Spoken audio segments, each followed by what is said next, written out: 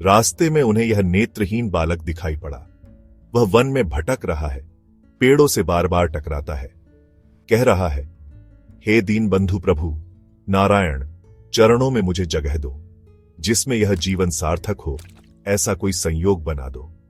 संतों ने सोचा कि कहीं इसी बालक के लिए ही तो आकाशवाणी नहीं हुई। संत उसके पास गए और श्री किल्हदेव जी ने कहा, श्री सीताराम। जैसे ही यह शब्द नाभाजी ने सुना, वे जान गए कि यह कोई महात्मा है। आवाज की दिशा का अनुसंधान करके नाभाजी ने संत को प्रणाम किया। नाभाजी से संतों ने कुछ प्रश्न किए। तुम्हारा पिता कौन है? बालक ने कहा, जो सबके पिता है वही हमारे पिता है। आगे पूछा गया, क्या तुम अनाथ हो? बालक ने कहा, नहीं, जिसके नाथ जगन्नाथ वह अनाथ कैसे हो सकता है? फिर संतों ने पूछा, कहां से आए हो? बालक ने कहा, अपने स्वरूप को भुला हुआ जीव यह नहीं जान पाता कि वह कहां से आया है, पर जहां से सब आए हैं, मैं भी उसी भगवान के नित्य धाम से आया हूं। संतों ने पूछा, तुम्हारा नाम क्या है? बालक ने कहा, पंच महाभूत और 7 धातुओं से बना शरीर है, कैसे कहूं मैं कौन हूं? तुम्हें कहां जाना है? जाना तो मुझे भगवान के चरण कमलों में है, परंतु संसार के जाल में फंस गया हूं। आप जैसे महापुरुष जब तक मार्ग नहीं बताते तब तक संसार को पार करना कैसे संभव है? फिर संतों ने पूछा, इस निर्जन वन में तुम्हारा रक्षक कौन है? जो माता के गर्भ में रक्षा करता है वही मेरी रक्षा कर रहा है। दोनों संत समझ गए कि यह साधारण बालक नहीं है, अवश्य इसी बालक रत्न के लिए आकाशवाणी हुई थी। बड़े बड़े साधक भी ऐसे उत्तर नहीं दे पाते। शरीर के माता पिता के बारे में संतों ने पूछा, तब नाभाजी ने सारी घटना सुनाई। संत जान गए कि माता पिता शरीर छोड़ चुके हैं। श्री किल्हदेव जी, क्या तुम हमारे साथ चलोगे? हम गलता गादी जयपुर में विराजते हैं। Blind boy. हाँ।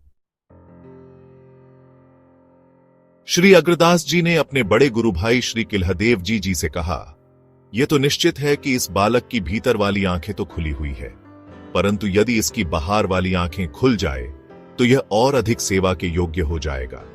सर्व समर्थ सिद्ध महात्मा श्री किल्हदेव जी ने अपने कमंडलू से जल लेकर नाभाजी के नेत्रों पर छिड़क दिया।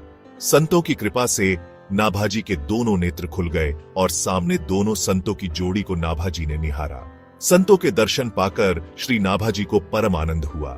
दोनों सिद्ध महापुरुषों के दर्शन पाकर नाभाजी उनके चरणों में पड़ गए। उनके नेत्रों में आंसू आ गए।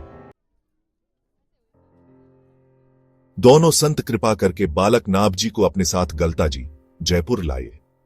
संत महात्मा अवैष्णव के हाथ की सेवा ग्रहण करते नहीं, अतः बालक को दीक्षा देने का निर्णय किया गया। श्री अग्रदेव जी ने से किल्हदेव जी से प्रार्थना की कि आप बड़े हैं, आप इस बालक पर कृपा करें। नहीं, आप ही इसे दीक्षा दीजिए, यह आपका ही है।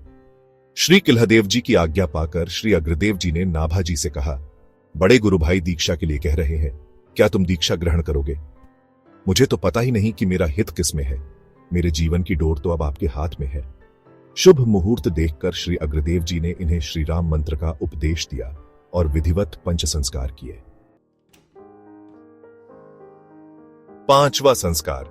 नामकरण का समय आने पर गुरुदेव सोचने लगे कि इसका क्या नाम रखा जाए। नाभा नाम तो इनका बहुत बाद में पड़ा। माता पिता द्वारा रखा नाम तो इन्हें याद ही नहीं था। जब तुम हमें मिले थे तब तुम नारायण नाम पुकार रहे थे, और जब तुमने हमारे दर्शन किए तब भी तुमने कहा, हे प्रभु नारायण, आपकी जय हो, आपने हमें चरणों में स्थान दिया है। तुम्हारा नाम आज से नारायण दास होगा। गुरु जी के नाभि अथवा पेट की बात जान लेने के कारण आगे इनका नाम नाभादास जी पड़ गया। गलता आश्रम जयपुर में साधु सेवा प्रकट प्रसिद्ध थी। श्री अग्रदेव जी ने अपनी गुरु परंपरा के अनुसार उपासना की विधि बताई और 2 नियम इनके लिए निश्चित कर दिए।